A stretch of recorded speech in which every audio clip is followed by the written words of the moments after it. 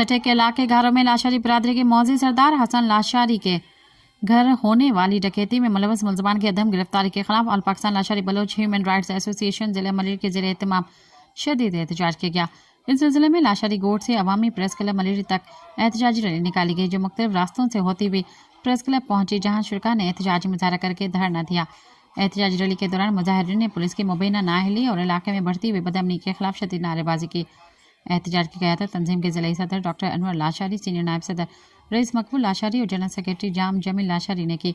इस मौके पर रहनुमाओं ने खिताब करते हुए कहा कि ज़िला ठट्ठा बिलखुसूस थाना घारों की हदूद में अमन व अमान की सूरत हाल तशवीशनाक हद तक ख़राब हो चुकी है, जहाँ आए रोज़ चोरी डकैती और राहजनी के वाक़यात मामूल बन गए हैं। ताहम पुलिस की जानिब से मौसर कार्रवाई देखने में नहीं आ रही। रहनुमाओं ने बताया कि सरदार हसन लाशारी के घर 2 मरतबा डाकू ने अहल खाना को यकमाल बनाकर वारदात की, जिसके दौरान तकरीबन 50 लाख रुपए नकदी, तलाई जेवरात और दीगर कीमती सामान लूट लिया गया।